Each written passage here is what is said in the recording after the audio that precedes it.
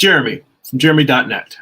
I am a comic book artist, writer, creator, self publisher, and I share my creative process here with you online. If you'd like to get additional bonus live streams twice a month, access to an online digital archive of my comic books where you can read them online, access to a Patreon exclusive Discord server where we share feedback, process, tips, general shop talk, and more, you can become a Patreon subscriber for as little as $2 a month. Head on over to patreon.com/Jeremy. That's patreon.com/GERIMI. If you'd like to get a free digital sketchbook, blog, work in progress animated GIFs delivered right to your inbox, blog posts about what I'm reading, what I'm watching, what's inspiring me creatively, you can sign up for my free monthly newsletter at newsletter.jeremy.net. And if you'd like to purchase physical copies of my comics, or if you read digitally on Comixology or Kindle, you can go to amazon.jeremy.net. You can pick up books like my first graphic novel, Eye of the Gods. It's a psychological thriller about a man cursed with visions he cannot control. You can also pick up my most recent comic book series, Morning Star. It tells the story of Lucifer's fall from heaven as a Western. It's an 8-issue series. Volume 1 contains issues 1 through 4. Volume 2 contains the conclusion, issues 5 through 8. Both have extensive back matter, script excerpts, page layouts, thumbnails, character designs, and more. And there are book flip-throughs on the homepage of my YouTube channel. Okay, so let's see here. I see Isaac in the chat with a hi and a hug from Brazil. Nice to see you. Thank you and welcome. I see Omar's in the chat, says AI will kill the artist job. You know what? That may very well be. And it's funny, I've been having some conversations about it with friends. Just actually been talking about a lot in the Discord server. Oddly enough, what I've found is that with stuff like even though I write as well, when it comes to stuff like GPT chat and text generative AI, I've been having a lot of fun playing with it. And I haven't actually done anything that I would use for my actual writing. But just in terms of playing with it, asking it weird questions, asking it to come up with synopsis for things, writing things. Like I had it write a scene in the style of Quentin Tarantino with starring Jules from Pulp Fiction. And again, it was definitely not the quality of Tarantino's writing, but it was a fun experiment. So I don't want artist jobs to go away. Let me put it this way. I definitely don't believe in terms of the AI. I don't believe that it's right that all of that so much data has been scraped from artists without having them opt in. The fact they've been having that people have to opt out now, that I don't think is cool. I think the idea of having artistic work enhanced with artificial intelligence tools, I'm not against it. I don't know if it's something that I necessarily want to use, but it also may be something that I may not have a choice. If I continue to make art, as a professional job, I may need to learn those tools. So I think that there's ethical issues in terms of the training sets. I mean, I'm talking about a lot of stuff you heard from a lot of people. I think that there's definitely places in which I think it can actually help a lot of artists, and I definitely think the biggest problem is going to be that I think the quality, the knowledge that people are going to have about actual draftsmanship and making art, fewer people are going to have that knowledge because people aren't necessarily going to be invested in spending years and years and years learning to draw when they can just tell a prompt, draw this for me, draw that for me. But what that's going to mean is you're also not going to have as many people who will actually be able to tell the AI when it's wrong. They're like, no, that perspective is off. No, this is wonky. That anatomy's wrong. No, that hand has too many fingers. I think that that's going to be a problem. And you could say, well, that's going to lead to more artists being, having to be well-trained and understand these things. And I would like to believe that. But I think what we'll see instead is we may come back to that in like a decade. But I think we're going to see a cratering of draftsmanship knowledge, kind of similar to the way I think it was in the 50s to the 70s. There was that whole painting is dead idea that, like, you know, everything that's ever been done with painting has been done. Kind of the modernist movement, where it became less about the actual craft of painting and more about just conceptual ideas. I think we're going to see.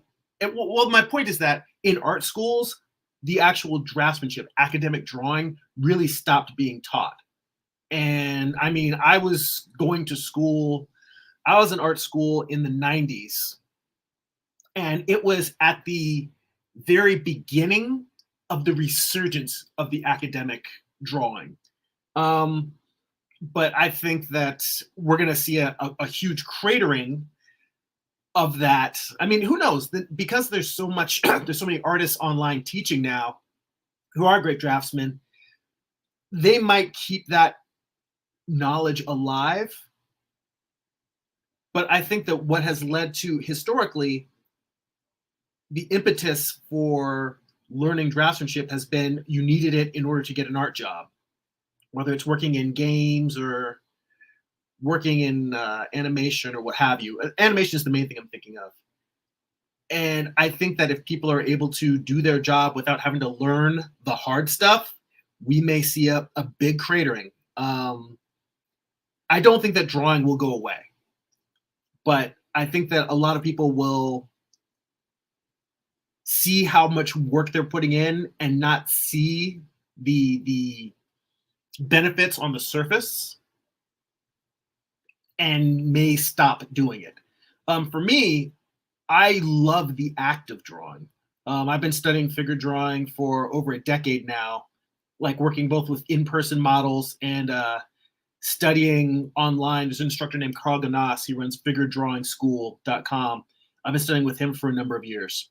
And, you know, the best gift he ever gave me, aside from the actual knowledge that he teaches, is that when I started taking figure drawing classes, I took it because I wanted to be able to make better comic books. So I figured I need to learn to draw better. But I've been fortunate to have the opportunity to just express this to him, that the most important gift that he has given me, which I value more than the actual knowledge of the drawing craft, is that I've developed a love for figure drawing. Just if I wasn't able to make comics, period, and all I could do is just, you know, a couple times a week, just get into a studio, work in front of a model, do short poses, maybe a long pose at the end, and just draw from the figure. I would miss telling stories, but that act of just studying from the human form is one of those activities that it always remains challenging. There's never a point where you're like, I've got it, I've mastered it, I know everything. It's always difficult. It's always challenging in a good way. And that is what motivates me to continue with with traditional drawing. When I say traditional drawing, it's funny. I was actually writing in a blog post that in this age of AI artwork, we're going to have to, I'm not sure what we're going to call them. Maybe it's just artists who draw, but differentiating between digital artists and AI artists, because I am drawing right now, but I'm drawing digitally. Whereas when you say traditional artist, you think of someone who's working in graphite, pen and ink, painting in oil or acrylic or gouache.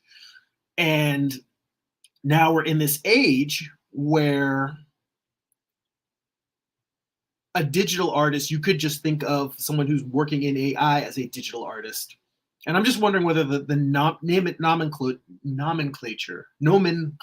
sorry, my mouth is still warming up, whether the nomenclature is going to change when we talk about traditional artists versus digital artists versus AI artists. Because I would definitely group people who draw, whether drawing traditionally or digitally, but are actually making the marks, I would put them in one group versus AI-assisted artists. And I say AI-assisted because I think that's something that everyone can agree on, is that you can't, you could get so good at writing prompts that whatever you tell it to make would be perfect, and you could use that for whatever your purpose is. But generally speaking, I think most people view it as either a conceptual tool, a developmental tool, kind of a rapid prototyping, or a verbal thumbnailing. It could be, all of those things, not necessarily something that, oh, this is what comes out of the prompt is the final thing. So, and I also, I have friends who are very pro AI. So I try to keep an open mind and hear what they're doing, how they're using it, and listen to all of those things, because it's not going away. So I do think it's worthwhile to keep an eye on what's happening and how it develops. And if there's an ethical way to use it and incorporate it into my workflow, I'm not opposed to that. But, on the surface of it, it's like somebody created a tool to solve a problem that I don't want solved. So those are my general thoughts about it. Let's see here. I went on a bit of a rant there, Omar. He says, I think it will help artists, or maybe they will do a standard not to use AI, maybe. I think that there's, like we said, there's a lot of debate going on. And I think we're going to have to see how things develop. Kingslow Fitness says, never stop training. That right there, he knows that I'm down with that. I'm always working on my craft, always training. And I appreciate the words there. Let's see here. Suretsi, I hope that I'm not butchering your name, says, I do believe digitally rendered art has already begun the erosion of artistic skill, specifically using the pen and tablet tools for line art. If nothing else, AI will increase the trend. Well, I'm guilty of that myself, because as I'm drawing here on an iPad, for the longest time, I never used smoothing. Not necessarily like, oh, it's a cheat. I just didn't like the results when I turned smoothing on. Like, I've tried it before, and it just made my lines blocky. But what is weird is a lot of times I can be thick-headed, and I can look at something that's just common sense and not see the logic in front of me. And I remember one day I was just looking at the controls. I was trying to get like a nice smooth arc, and I looked at the smoothing, and it occurred to me that all I've ever done is turn it on or off, 0 or 100%. And I tried, oh, hey, yeah, JM Penciler, yeah. Good to see you, man. Thanks for popping in.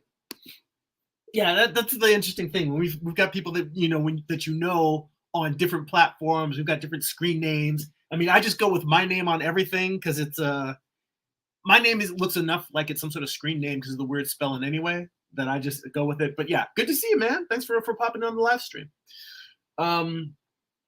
Smoothing to me is a form of AI assisted artwork, and I realized instead of just using it in terms of it's either on or it's off, one day I just said, oh, let me put the smoothing on and dial it back.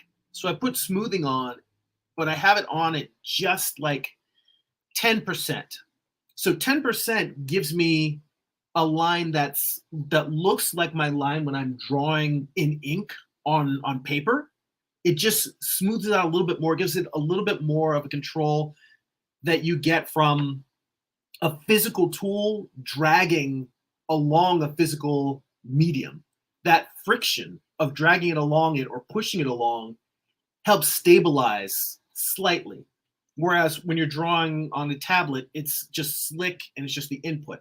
So putting it on at just like 10% is just enough. And if I really need to get something like in a smooth arc, maybe I'll put it up to 20 or 25. But generally I draw with like 10% smoothing on. And that like immediately made my entire drawing experience significantly better. So I say this to say that I don't think it's as simple as these AI tools are bad or that these AI tools are cheating. I think that there's some cases where it's highly unethical, and like training or having it create artwork in the style of a living artist, or unfortunately, in the case of Kim Jong-il, an artist who recently passed, I think those things are bad. But like all of the artists who are just ditching ArtStation because ArtStation's like just scraping their artwork, and people are training off of all these great concept artists, game artists in the game and animation industry. I don't like that at all. But the tools unto themselves are like any other tool. A hammer can be used to build a house, can be used to cave someone's skull in. Depends on how you use it. Let's see here. JM says the last live I saw a while ago, you were drawing with a brush. He says, are you saying you use digital tools for line art now? Yeah, I've been working on the iPad for probably over a year now. What happened was I finished my last comic book series in pen and ink, and I had started, it was an 8-issue series. So on issue 6, I had started doing my layouts in Procreate on the iPad. And by the time, I think, no, it was around issue 7. So issue 7, I drew the layouts. Then issue 8, I was drawing my layouts and then doing my gray tones, doing my covers, doing all of that on the iPad. And the only thing that stopped me from moving over to doing fully digital comic pages was that I had done the previous 7 issues in ink with physical pages. So I wanted to complete the series. So I had the whole 8 issues, all of them with traditionally inked pages. But that said, I really enjoyed the process of doing layouts and thumbnails digitally. And I saw as I was doing that how easy it would be to just go a little bit further, and I could actually like finish the I could finish the whole thing just using using Procreate. So I mean that was the big change. Basically, it's just one of those things where as I was doing it, it's like I could see, all right, all I need to do is just adjust this, tweak that. A lot of the changes that might take a while to do traditionally, I was doing very, very quickly digitally. And I started really falling in love with working this way. And I said, you know what? I think the next comic that I do, I'm going to do completely digital. And that doesn't mean that I'm going to do completely digital forever. I'm not saying that I'm permanently going to be a digital comic creator, that I'll never do a traditional comic again. I very likely will, but this is sort of like I want to experiment with doing a whole comic book or a whole series of comics digitally to compare how I feel in terms of doing the process. I want to see if the amount that it speeds me up is worth the difference that I feel in terms of because there is the whole reason why I for a long time stuck with working traditional, because I do have a I have a tablet attached to my my desktop computer, but I spend all day at my day job in front of a computer anyway. And I just did not want to spend hours of my personal time in front of a computer as well. But drawing on the iPad does not feel like sitting in front of the computer. It feels so organic that I don't mind it, and I'm happy to do it. It's a pleasure to draw on these. Like sometimes I'll be laying in bed and I have like a little drawing like board that I have my my pad attached to, and I'll just like lay in bed and have the pad up on my belly so I can kind of lay on my back and still draw. So, and let's see, I see James in the chat. Hey, good to see you, James. Sorry it took me a little while getting caught up on the comments here. I'm in rant mode, I guess, because it's a new year and been away for a few weeks. So all all this stuff bottled up, letting it loose. Let's see here. It says having fun, making some changes along the way. He says, that's right. It's faster to make changes digitally. Well, what's funny is as I was doing my color studies for these, the red one is the one that people really loved the most. So I'm going to do the red version, the blue version, and then the darker green out of the color studies that I had been sharing online. Why is okay? This thing was taking a minute to kind of catch up to me. But I kind of noticed that when I was doing these studies, I was going through and painting each study individually. And then at a certain point, I realized that if I just think of this kind of like, if you know that exercise of rendering a sphere and you have like the local tone, the highlight, the half tone, you've got a core shadow, got reflected light, and then a cast shadow. You just render just as a practice for understanding lighting, rendering a sphere. I realized that if I just created a layer for each of those things, highlights, and then just a general light, a local tone, a half tone, a core shadow, reflected light, and a cast shadow. If I just create a layer for each of those and group those layers, and then I took like one of these where I took just the line art and I kind of rendered color for each of those, I could then take that group that's rendered, duplicate it, and then go in and just do the hue saturation sliders. As long as I had the values for each of those layers correct, I can just tweak it. And I was able to, I did half of them where I was painting. Here, I'll show you. As a matter of fact, I mean, hey, I'm all about show and tell with my process, so I might as well just show you guys while we're talking. Okay, here it is. These are the color studies. So these are the color studies I was talking about. I've been working on them for a long time. And so this first one, well, it's a little bit different now because I've got, let me turn off the groups.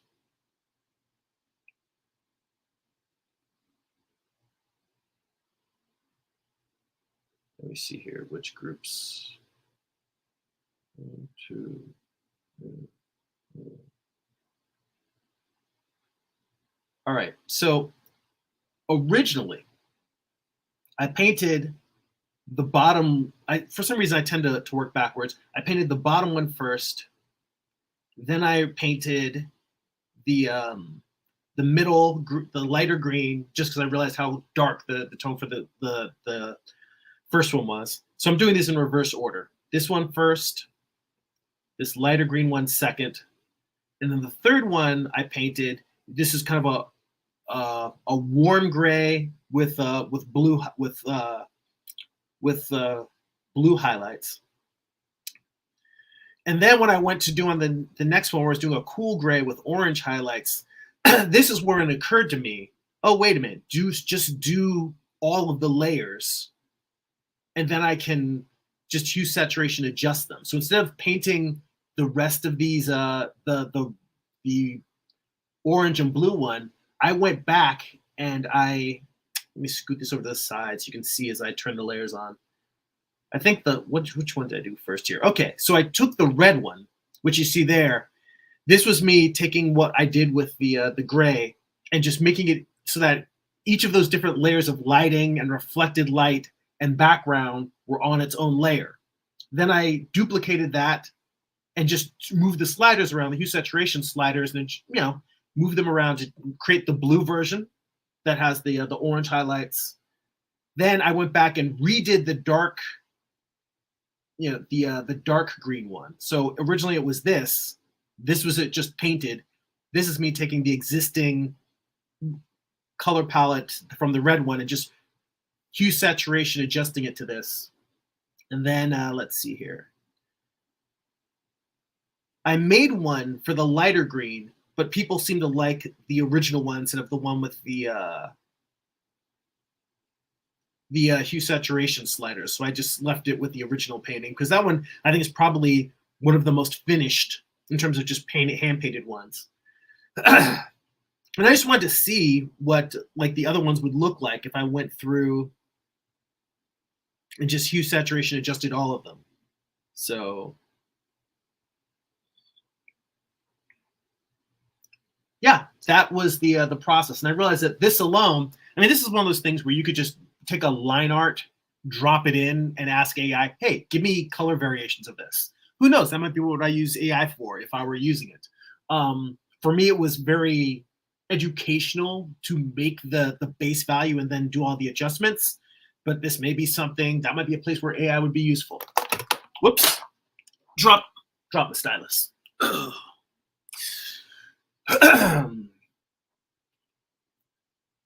see here.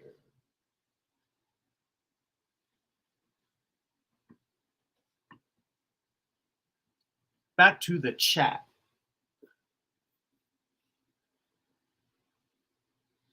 Let's see here. Omar says, I'm 31. I feel I'm old, but it's not time to give up because I started in 2008. Yeah, well, hey, I'm more than a decade older than you, and I am still a student. I'm still learning. I take classes every week. He says, I mean 2009, and I stopped for 2 years.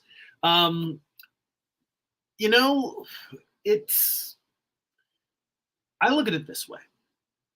The main purpose that art serves in my life, my personal work, is fulfilling.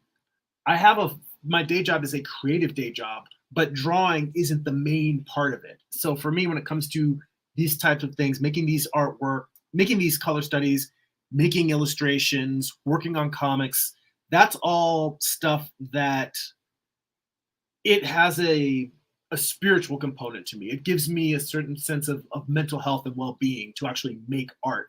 And from that standpoint, it doesn't matter what age you're at. All that matters is that you find it beneficial. If it helps you, do it.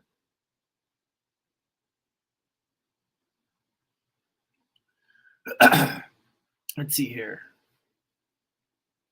What else? So JM says, it's a very quick progression from concept to finished piece digitally. I'm at the point now, however, that I find it much easier to hand draw. I can always make any corrections digitally.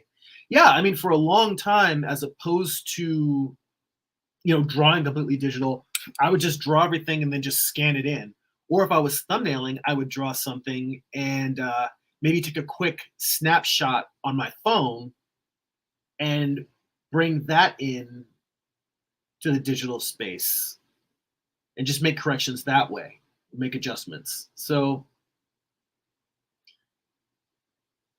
the other thing is we can't forget about the individual process. Every person experiences art differently, creates art differently, has different ideas, has different needs and wants in terms of their artistic practice. So what works for one artist might not work for another. Oh, but speaking of art tools, I just got another art tool recently. My buddy Carl Altstetter gave me this gift. I have to give him a shout out. He got for Christmas, he got me this little keyboard. I think it's called a Furnace Procreate keyboard. And so it's got little commands mapped on there. It's got like the hue saturation command, switching the main tool between the brush, the eraser, the eyedropper, switching colors, copy, cut, paste, transform tool, like all of them, you just press a key and it does it. And this thing is super useful. Basically what it does is it gives you keystrokes as you're working. So like as I press let me zoom out. If I press the select button, it brings up turns off the selection menu. It can bring up the selection menu so I can just, where am I? Save and load.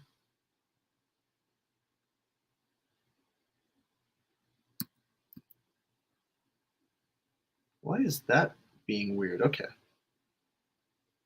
Yeah, so I can make my selections. You can bring up your layers palette with just a button press. You can go to the transform if you want to move things around. You can bring up your actions, your tools. You can bring up the hue saturation. You can bring up color balance, the color picker. Well, I mean, you can bring up the color wheel, or you can bring up the color picker.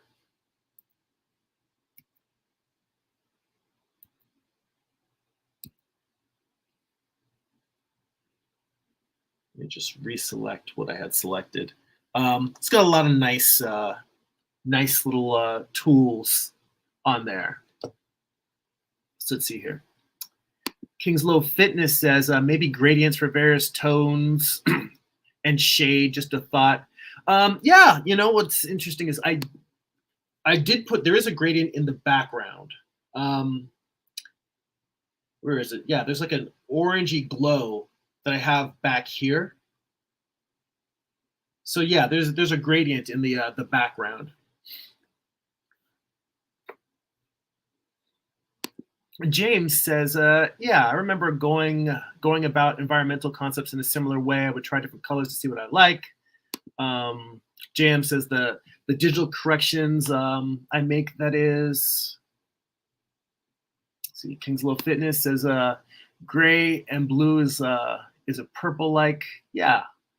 Let's see here. James says they're quite different. Kingslow Fitness likes the dark purple. And James says, I agree with Kings of Fitness. He says, you could have created those templates with gradients.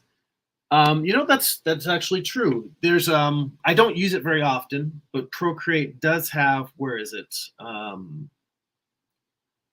It has gradient maps, and when you activate it, it has a bunch of gradients kind of built in already that you can just throw on there. So that might be my next level of development, is to just create a set of gradient maps, so I can just come in and go, you know, do my thing one time. Instead of doing the hue saturation, I just come in and go, boom, apply this gradient library to this layer, this to this layer, that to that layer. There's a whole lot of ways to skin that cat. Cancel.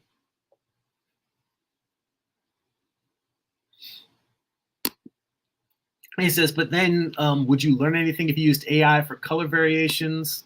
He says, I actually stopped drawing for 10 years from 2008 to 2018. Now it's like I never stopped. You know, I envy you, because I can tell from my figure drawing classes, if I take a month off, I can feel the difference in my line art. Like, it just like, oh! So I'm rigorous about it, but I always have looked at figure drawing kind of like going to the gym. There's no end point where I've mastered it. It's more like it's a muscle that the more I use it, the stronger it gets. The less I use it, the weaker it gets. But there's never a point where I'm like, oh, I'm done. And he also says, most definitely individual. He says, I'm concerned about the craft itself. That's all. Yeah, well, I mean, that was one of the things I started off saying. Is like, yeah, I can see this causing a deficit in terms of people actually wanting to learn the traditional craft. And I think that that's a big problem. We'll have to see how things pan out, but I share your concerns. But I also feel that if people really don't, I think the people that really are like, I don't care, just give me the AI, they just genuinely, the finished thing is what matters to them, not how it's made. And you can tell people that they should care about how it's made, but if they don't care, they don't care.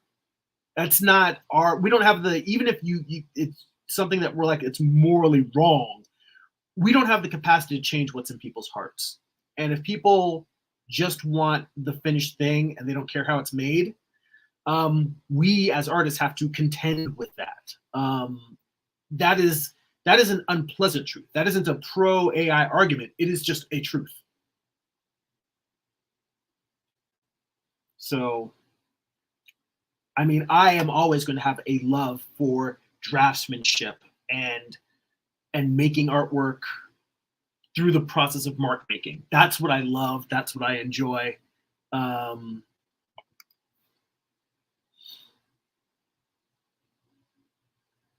But I can't make somebody love that if they don't.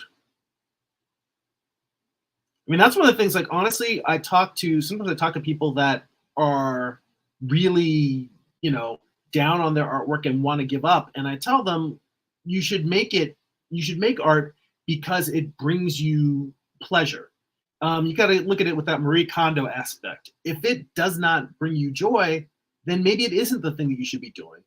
But I don't say that like I'm saying, oh, you need to toughen up or quit. It's more of just this is supposed to be enjoyable. The actual act of making that, like for me, that's the anti-AI art argument, is that the act of making the thing, the act of making the marks, the thing that is the laborious thing, to me, that's supposed to be pleasurable. I mean, I could see if you're drawing stuff that you really don't enjoy, then yeah, maybe you would be like, yeah, I wish I could just click a button and be done with this, because this isn't what I want to spend my hours doing. I get that. But on the surface, in general, the act of art, to me, it's sort of like if someone created an app or create a program to meditate for you so you don't have to. You know, it's like, what would be the point of that?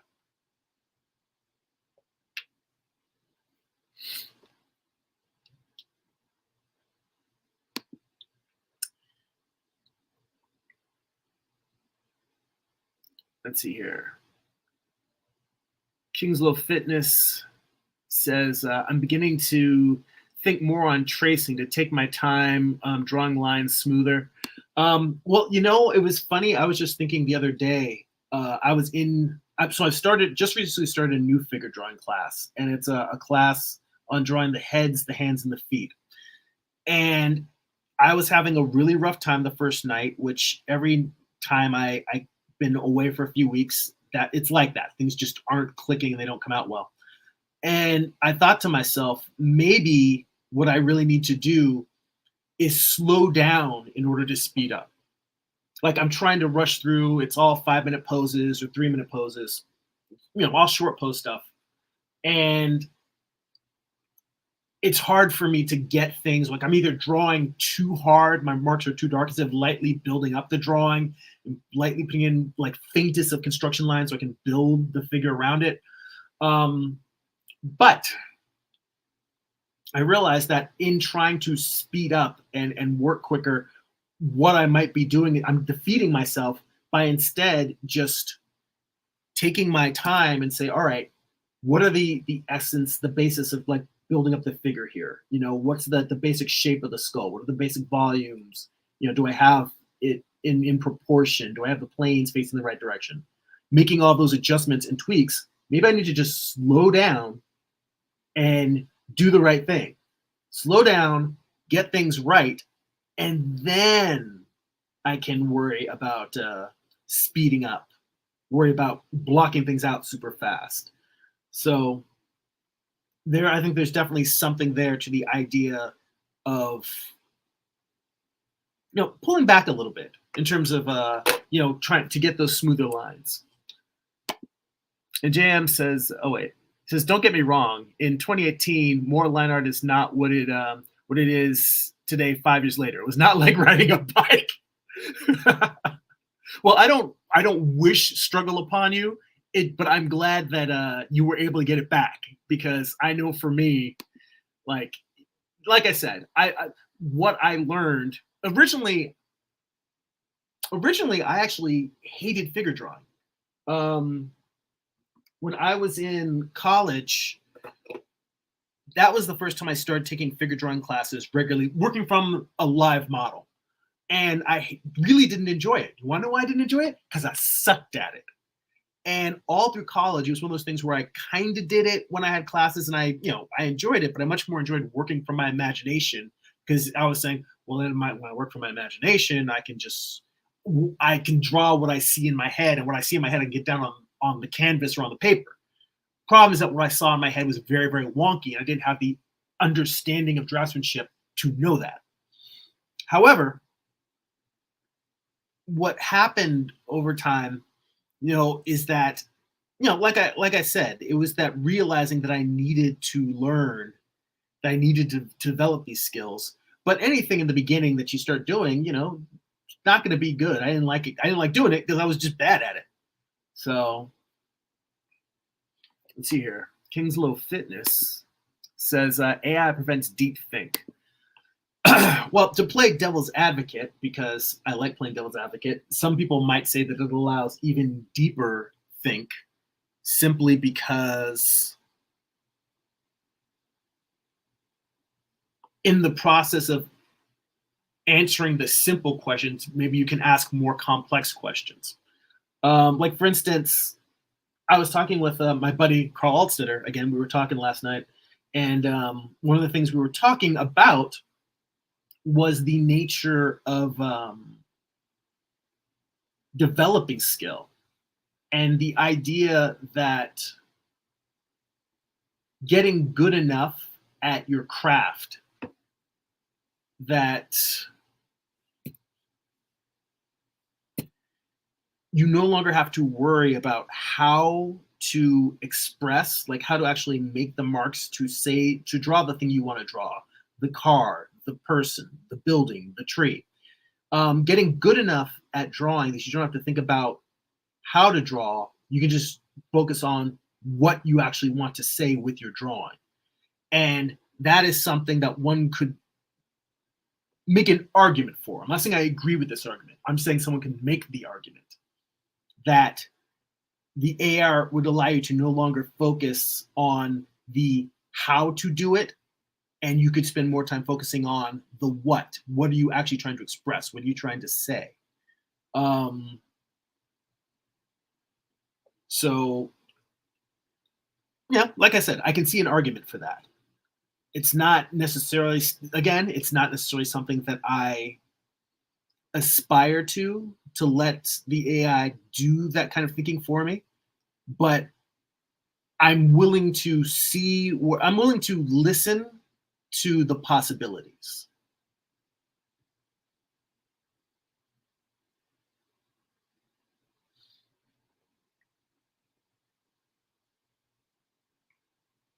Because I mean, I'll tell you honestly, when it comes to the meditative aspect of art that I was talking about, like I've tried creating brushes to draw scales for me, and they looked okay. But I genuinely, when I'm sitting here and just drawing, it's just dots and tiny little arcs and slashes. And I find this act of drawing these scales like this incredibly soothing. It's one of those things where I just sit down and I could just do this for hours at a time. Um, I have sat down and done it for hours at a time.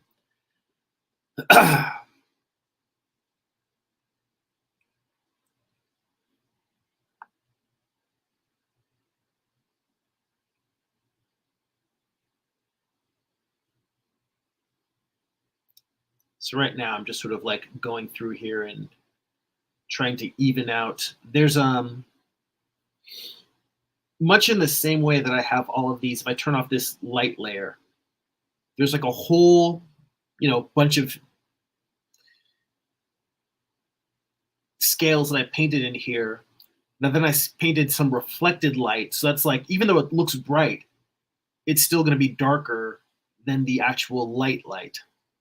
Well, it's kind of a weird contrast because to be honest, the light, this first layer of light is actually darker, but it's going to move from this dark gray blue that I have to a slightly more saturated blue, and then a very bright electric blue.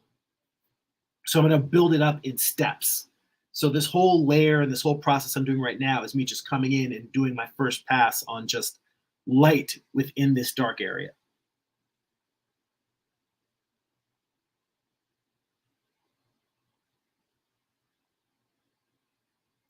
Bring this brush size down a tiny bit.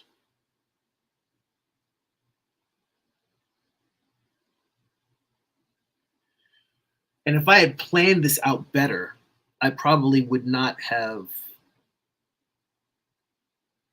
I would have painted this in such a way that I wouldn't have to repaint these scales, because as I'm painting this light, there's a bunch of scales that I'm painting over, and I'm going to repaint those in light. But actually, my original intent was was to just paint them in this color and then use a color layer. Like, let me go over here to, where is it? saturation, hue. So originally my intent was to just paint in color and put it on a layer setting that would either hue or color's a little bit closer, was to paint it on a layer setting, an opacity setting that would let those drawings underneath show through. The problem is that this opacity setting changed the quality of the color too much. It made it too saturated. And the problem is I couldn't find a layer setting that would both let the color through and not darken the values too much, and also not make them go too saturated. Because the only part I want really saturated is going to be the electric, the really bright, hot highlights. Whereas this first layer of light on the bottom is very neutral. It's a very gray, purple, blue. I wanted that as a base, and all the other layers that let the scale, let the scale show through, change that quality. So I just decided I'm going to go ahead and repaint these scales. But I learned something with every piece, and that's something that I learned. So, I don't, you can't get frustrated. I mean, you can, but the idea of trying something and then having to redo it because you did it in a way that is quote unquote wrong or doesn't give you what you really need for your process, as long as you learn something, I don't mind. I mean, doing a painting over and over again multiple times will teach you something. The fact that once I finish this, I'm going to duplicate this file and I'm going to use that process that I talked about in terms of adjusting the sliders. And I'm going to try and just turn this piece into the blue version and then the base green version. Just going to see how that works. And I bet you there's going to be some unforeseen adjustments that I'm going to have to make to specific layers to get them to look the way I want them to look.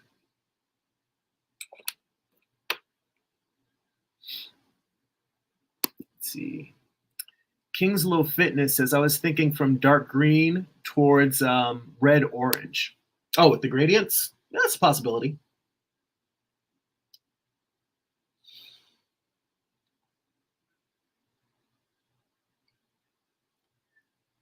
But see, the advantage that I'm going for is that I've kind of, with those color studies that I showed you guys, I've worked out sort of what I want my different versions to look like. And so now I can just go through and paint the different versions, or rather paint one version and then do adjustment layers to convert them to the additional color schemes. So at this point, all I really need to worry about is just getting my values to match what I want for this piece, knowing that I'm going to play around and tweak them when I go and do the other versions. So I'm not that worried about the other variants right now, the other different color combinations, the other different color approaches.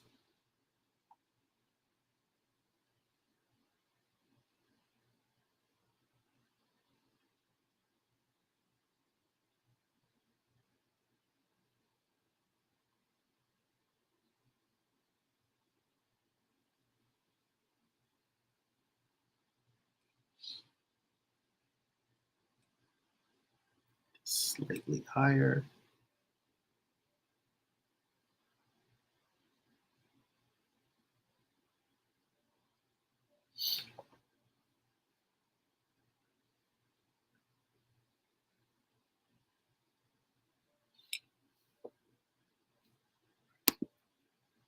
Oh, Kingslow Fitness is not the gradients, the animation. I'm not sure what animation you mean, but feel free to let me know.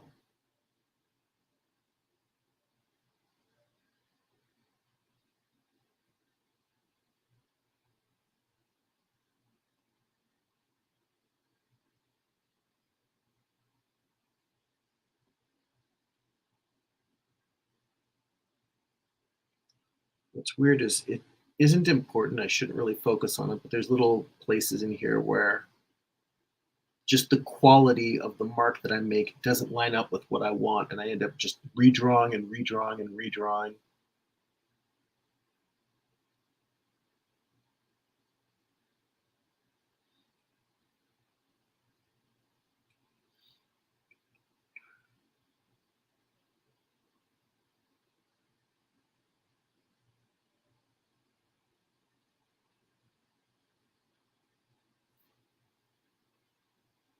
All right.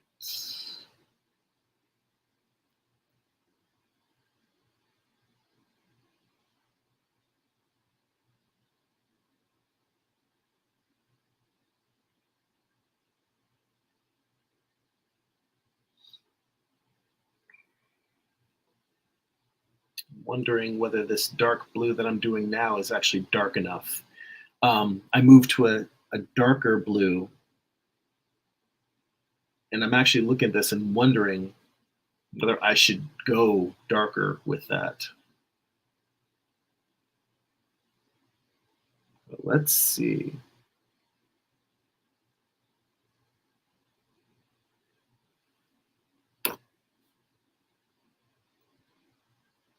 Let's see how this looks. Slightly darker.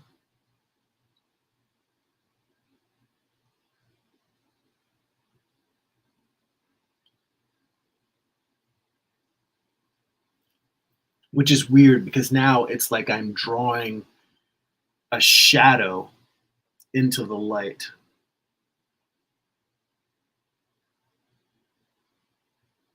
You know what? I think I can let that go. We'll see. I may come back and regret this, but I think what I'm going to do is I'm going to stick with this current darker blue, and I'll just make sure that whatever the next layer of light I add, it's not going to get as much of the hot white or the more electric blue highlight. It's just going to get kind of a lighter blue. It won't be as much of a bright highlight.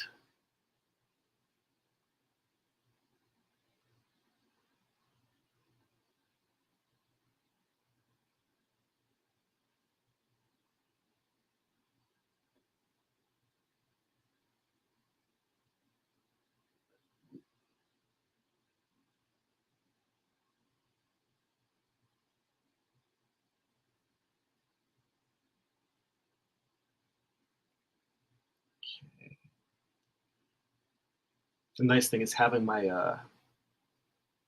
little reference thumbnail up there.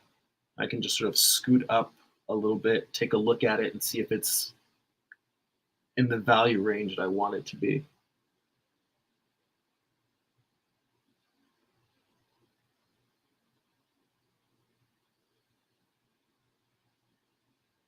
I still have a lot to learn, but I think I'm getting better at thinking in both value and color at the same time.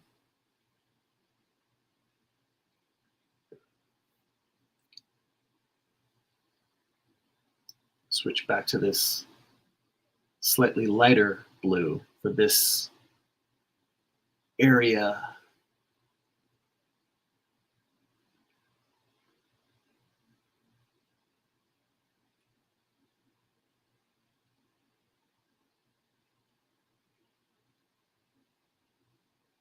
Just to give that sense that it's closer to an area of light that's sort of coming down from above. Let's see here. Kingslow Fitness says feather the edges. If you talk about the edges of the scales, if I feather them, they won't feel like scales.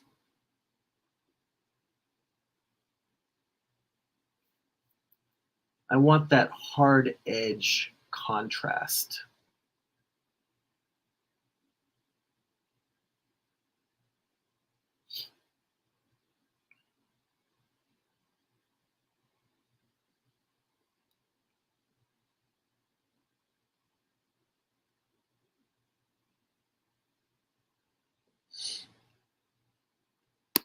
Kingslow Fitness says the top of Medusa's head.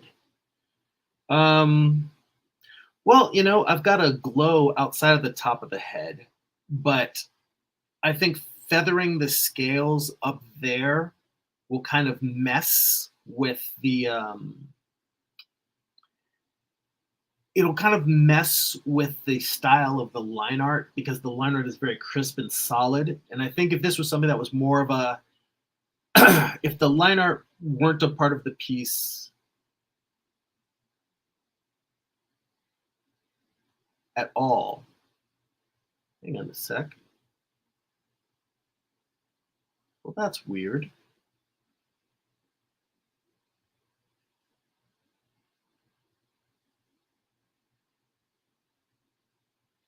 Hmm. Oh, there we go. Like if this was something that was a complete painting without black line art, then feathering the top of the head might be a good fit for it. But given this piece and the nature of the line art, I am more likely to lean towards keeping it and not feathering that. But if you want, what I can do is I will share the line art with this on the Patreon Discord. Um, I'll send you a version on Patreon that is going to just have. Let me see here. There's the white.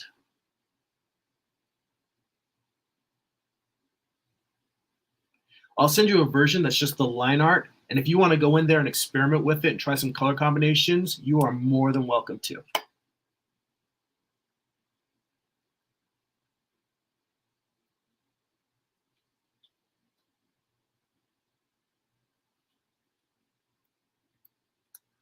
So let's see here.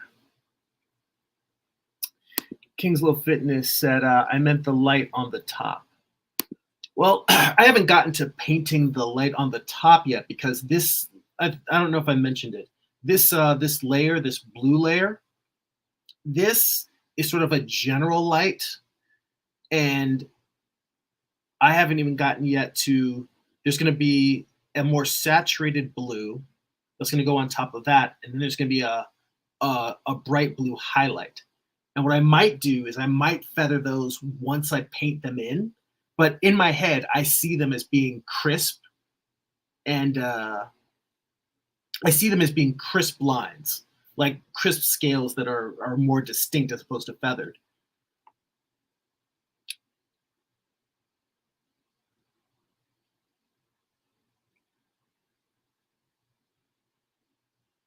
Okay.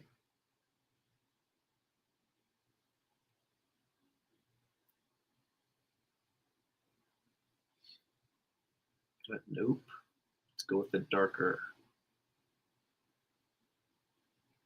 blue. So we are getting close to the end of an hour. So I'm just gonna do a little bit more on the snake head here, on these snake bodies and snake heads, and then we're gonna wrap it up. So if anybody has some final closing thoughts or questions or anything they would like me to address, now is a time to throw them in the chat, and I'll take a quick look and see if there's any other comments to address before we call it a day.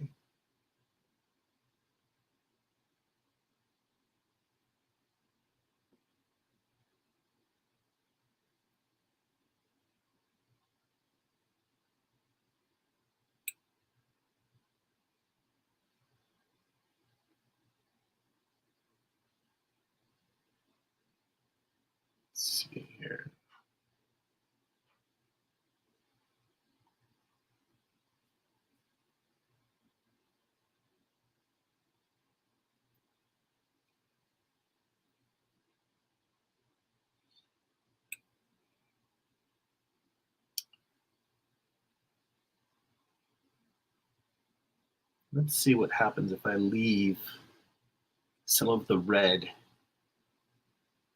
the dark red, in this plane, as opposed to just making it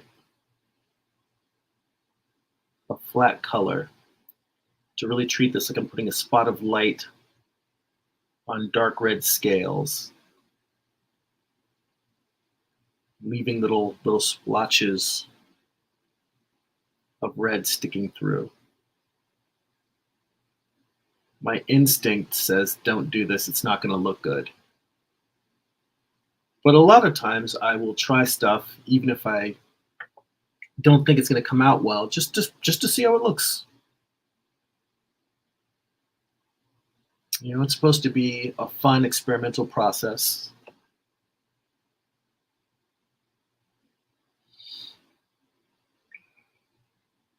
But yeah, as I'm looking at this, it doesn't read very well to me. Let's see here. I see Jorge in the chat. Says, I love the contrast of colors while the overall image is dramatic within the composition. Is this piece going to be a cover for an upcoming issue? No, it's not. I've been doing a series of images of Medusa, Gorgon paintings. I'm still writing my next comic book, and it's going a lot slower than I had hoped. So I've just been filling the time rather. Well, you know, while I was working on my last comic book series, I didn't do as much experimentation stylistically, and I didn't do a lot of like artwork just for art's sake. So I've been using this time while I'm writing. I still feel compelled to make art every day. So I just work on illustrations. So this piece is going to be one, it's going to be a print and a t-shirt, and I'm going to do it in some other color variations. But I'm glad you did what I've got going on here. But yes, I will definitely let everyone know when I'm developing the next comic book and I'm working on covers and pieces for that. But this one right now is just a standalone image.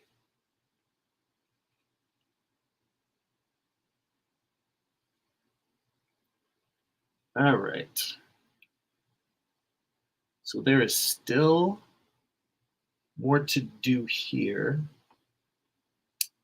There's something about the way I did these edges that bothers me, and I can't figure out what it is, but until I do, I'm just going to come in here, erase this, and I'm going to give it another try.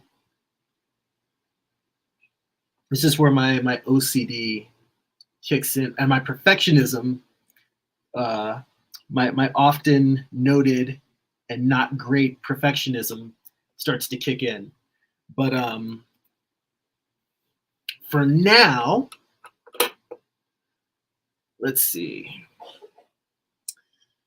Oh, and Kingsville Fitness says, never mind about the gradient. It seems to be garbage on Procreate. Maybe I'm wrong. I just tested it. I have not, let me see. Yeah, they have gradient maps, which is not the same as a gradient tool. I really wish that Procreate had a decent gradient tool, but I feel like maybe that's something that just doesn't, at least on the regular iPads. I think it might be just a processor power thing. There's another program I have called Infinite Painter that's really recommended by Adam Duff, Lucid Pixel, Infinite Painter, and I've tried it, and it's a good program. I just don't enjoy the interface as much as I enjoy Procreate. But I've been meaning to double check and see if it has a gradient tool, because if it does, then Procreate has no goddamn excuse. But anyway, Jorge says, thank you. Can't wait to see the finished product. I'll definitely be sharing it online. So thanks for enjoying and hanging out. And on that note, everybody, we're going to call this one a day. First live stream of the new year. I'm back, hopefully creating tons more art and sharing it all with you guys. So thank you so much. If you enjoy this channel, if you enjoy these live streams, then feel free to become a Patreon subscriber. For as little as $2 a month, you get 2 additional bonus live streams. Though we call them Art Book Study Group. In fact, we've got one coming up this Tuesday night. And these aren't just the hour-long sessions here. These are 2.5, 3-hour-long sessions where we do deep dives in some of the best art books around, try to suck out all the knowledge we can. Basically, the academic side of drawing, the actual studying and learning, that's what we do there in Art Book Study Group. We also, you'll get access to an online archive where you can read my comic books digitally. And you get access to our Patreon exclusive Discord server where we share work in progress, feedback, talking about tips and tools, general art shop talk. Occasionally I'll share line art of works in progress for you guys to experiment on your own. And you can head on over to patreon.com/Jeremy. That's patreon.com/GERIMI. Should be links in all of the descriptions for this video. And if you're watching on Twitch, there should be a link on the link tree from the About tab. If you'd like to get a free digital sketchbook, work in progress, and get gifts delivered right to your inbox, blog posts about what I'm reading, what I'm watching, what's inspiring me, you can sign up for my free monthly newsletter at newsletter.jeremy.net. And if you would like to pick up physical copies of my comic books, or if you read digitally on Comixology or Kindle, you go to amazon.jeremy.net. You can pick up books like my first graphic novel, Eye of the Gods. It is a psychological thriller about a man cursed with visions he cannot control. You can pick up my most recent project, Morningstar. It is Lucifer's Fall from Heaven, told as a Western. It's an 8-issue series. Volume 1 contains issues 1 through 4. Volume 2 contains issues 5 through 8. Both have extensive back matter, script excerpts, character sketches, thumbnails, page layouts, photo reference, and more. I basically show you how to put all the book together. And there are book flip-throughs on the homepage of my YouTube channel. So if you follow the links in the description or the link tree, you can go to my YouTube channel. You'll see book flip-throughs for all of them, so you can see what's inside the book before you pick them out. All right, everybody. Hope you have your New Year's off to a great start. That's it for now. Go be creative.